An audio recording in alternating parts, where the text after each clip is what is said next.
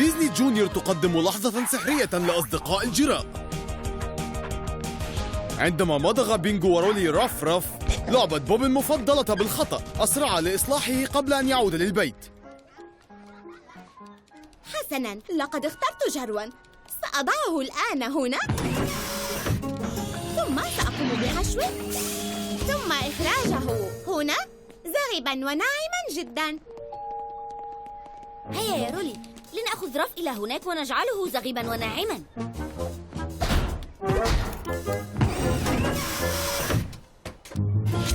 هاي، لدي سؤال. إلى أي مدى يحتاج رف أن يتم حشوه بالماكينة؟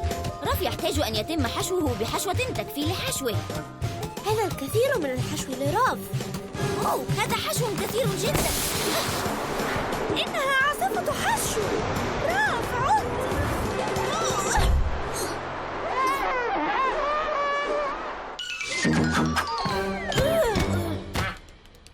والآن وقت حياكة هذا الكلب.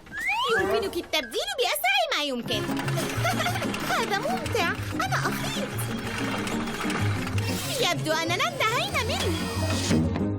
واو، هذه خياطة جيدة. شيء أخير سنفعله لهذا الكلب، لذا اتبعوني. حسناً، سأضغط لأسفل وأنت لأعلى. وسأضغط لأعلى وتضغط لأسفل. إننا نفعلها. نحن نخيط الجر. أسرع يا بينجو، أسرع. هذا أسرع من اللازم يا بينجو. أعتقد أننا استخدمنا الكثير من قوة بينجو ورولي، لكن على الأقل خيطنا رف. والآن هيا نزينها،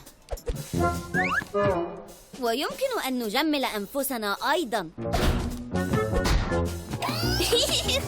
هذا يدغدغ. أجل، هنا بالضبط. أحب هذا اللون، يناسب عيني.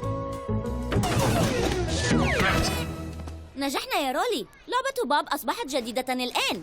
عمل رائع حقاً. يا رفاق، أمهلوني دقيقة قبل أن ألقي التحية. حسناً، أحتاج لوضع هذه الأشياء بالخارج. أهلا سيد باب. ماذا لديك هنا؟ هاي، هذا الكلب يشبه الذي كان بحفلتي. أستتخلص حقا منه؟ لأي شخص يريده. أجل. انظر لذلك، حصلت كلوي على ما أرادت. بينجو، من الجيد أننا حشوناها وزيناها هكذا. هيا صمم كلبك.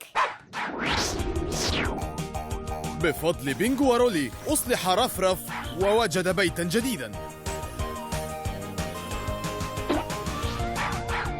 واصلوا المتابعة للحظة سحرية أخرى، وسيمكنكم مشاهدة أصدقاء الجراء على ديزني جونيور.